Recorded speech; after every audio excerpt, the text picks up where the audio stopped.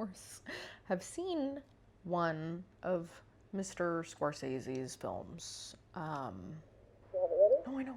Don't worry. I'm excited. I'll get it to you in 5, okay? Okay. Okay, bye. Hi, everybody. Welcome to the Callback with me, Lauren Allen. Today we're watching The Aviator by Martin Scorsese. So let's get to it.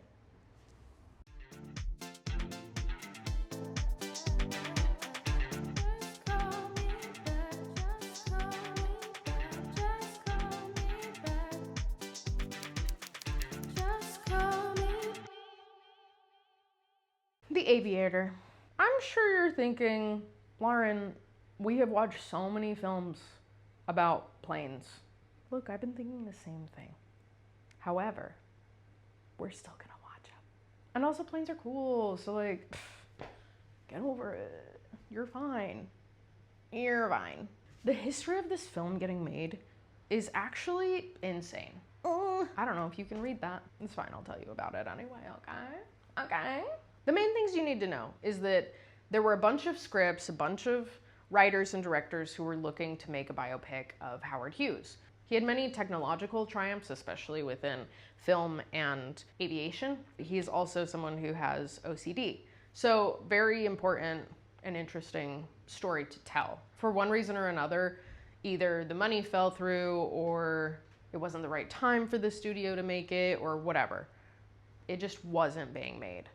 And it went through directors like Steven Spielberg and Christopher Nolan. And eventually in 1999, Martin Scorsese was partnered to direct this film with the condition that Leo DiCaprio would be starring in it. Which is also interesting because there were a lot of other actors who were also considered for this role, like John Travolta, Johnny Depp, Jim Carrey. All amazing actors, but any different combination of this would have resulted in a completely different movie. One thing that was really cool about Leo and Martin's collaboration is they went to different institutions to make sure that the way that they were portraying OCD was accurate to what Howard might have been experiencing. They wanted to make sure that that was a very realistic, grounded part. Lastly, this film was nominated for 11 Academy Awards and won 5. So, without further ado, let's get flying.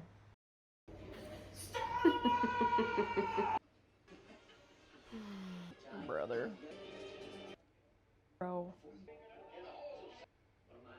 There's so many techniques of like color that are being used right now. Like we're seeing tinting and like the use of 3-color film or a representation of it, which is really cool. I'm wondering if most of it's actually on film or if this is digital. Just shows up in his plane. This scene is so iconic. Kate Blanchett is so talented.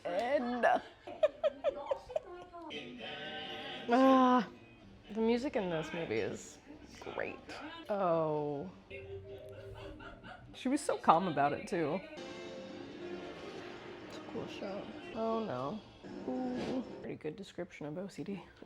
The use of color in this film is so cool and so just reflective of film technology that would have been around during this time. Like a historical tribute to color throughout the years. Of course he did. She's such a pro. Oh no. The little baby. Oh. Oh. Oh no.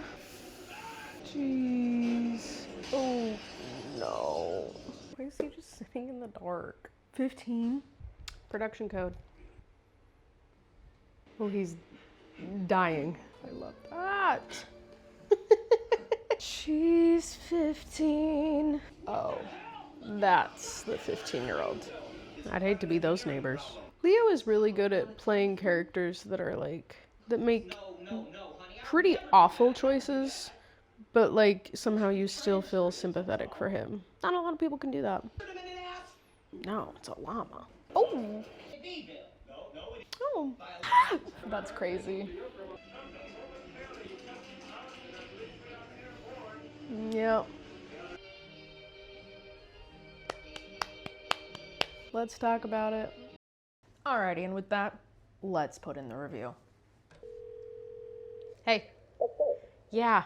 I mean, it's Oscar nominated. I knew it was going to be good. A couple of things that really stood out to me, though.